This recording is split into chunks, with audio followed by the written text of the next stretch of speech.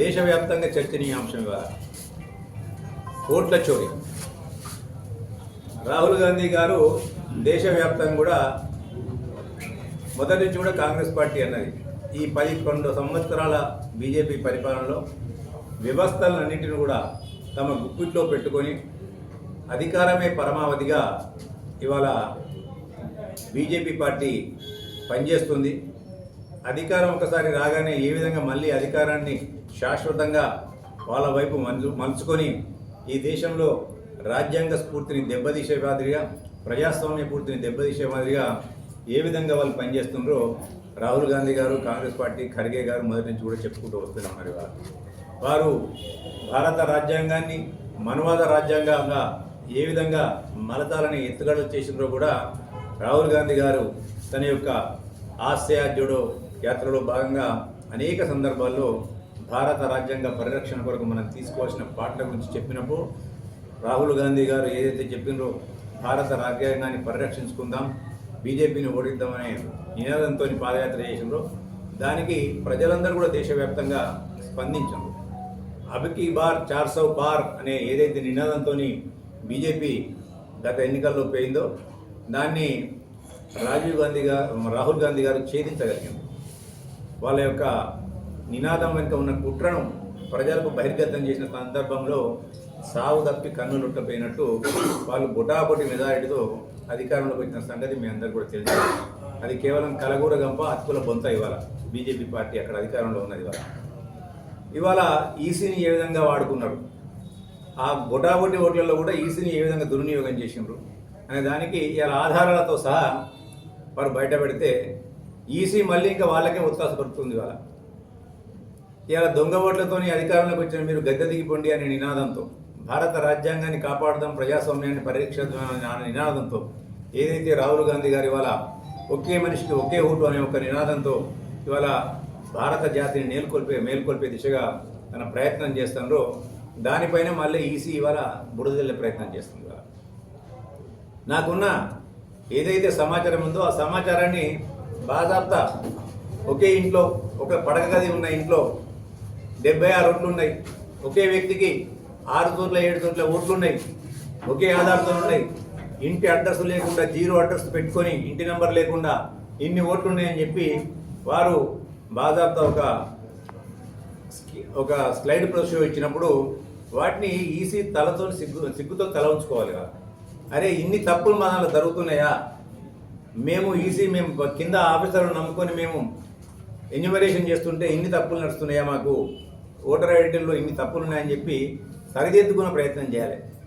ఈసీని ఎవరైతే అపాయింట్ చేసే అధికారం ఉంటుందో అందులో ప్రధాన ప్రతిపక్ష నాయకుని కూడా ఒక మెంబర్, అందులో ఒక ప్రధాన ప్రతిపక్ష నాయకుడు ఒక మెంబరు ఇన్ని రుజువులు మేము ముందర పెట్టింది.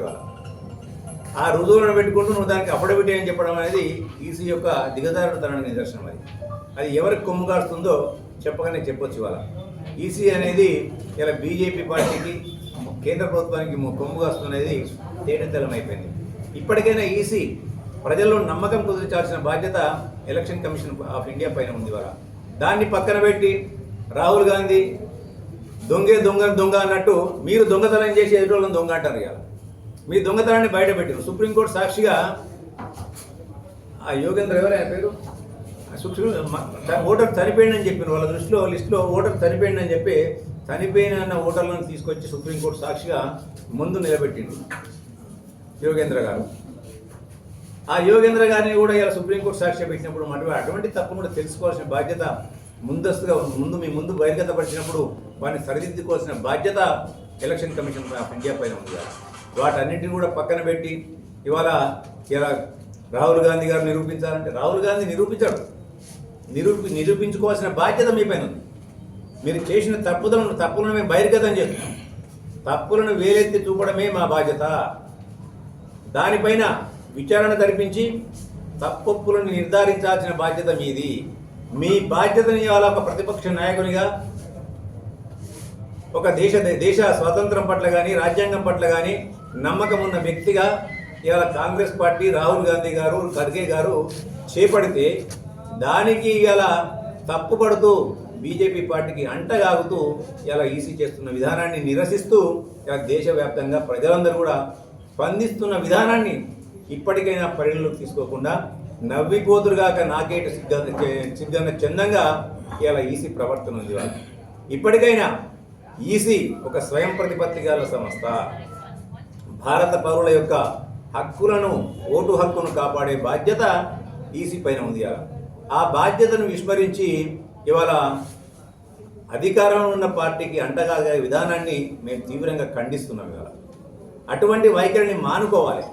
ప్రజలకు వ్యవస్థలపైన నమ్మకం కుదరాలంటే వారి యొక్క ఇండిపెండెన్సీని, వారి యొక్క పారదర్శకతను వాళ్ళు ప్రదర్శించాల్సిన బాధ్యత, చూపించాల్సిన బాధ్యత ఇలా వ్యవస్థలపైన ఉంది. అలా జ్యుడిషియరీ కానివ్వండి, ఈసీ కానివ్వండి, పార్లమెంట్ కానివ్వండి, ఇవాళ ఈ రాష్ట్రంలో ఏవైతే, ఈ దేశంలో ఏవైతే ప్రజాస్వామ్యానికి 4 మూల స్తంభాలో, ఆ మూల స్తంభాల్లో ఇది కూడా ఒక స్తంభం. కాబట్టి నేను చూపించాల్సిన బాధ్యత కాదు ఇలా ఎలక్షన్ కమిషన్ ఆఫ్ ఇండియా పైన ఉంది.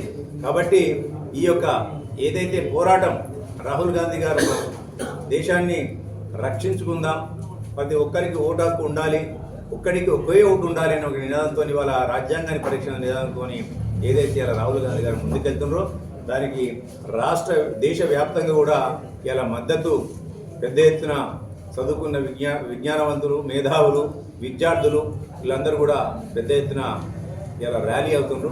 దాన్ని చూసి జీర్ణించుకోలేక ఇవాళ అధికారంలో పార్టీ కానీ, ఇవాళ అధికార పార్టీకి ఒత్తాసుగా ఉన్న సంస్థలు కానీ, వ్యవస్థలు కానీ ప్రవర్తించే తీరును నేను తీవ్రంగా ఖండిస్తున్నాను.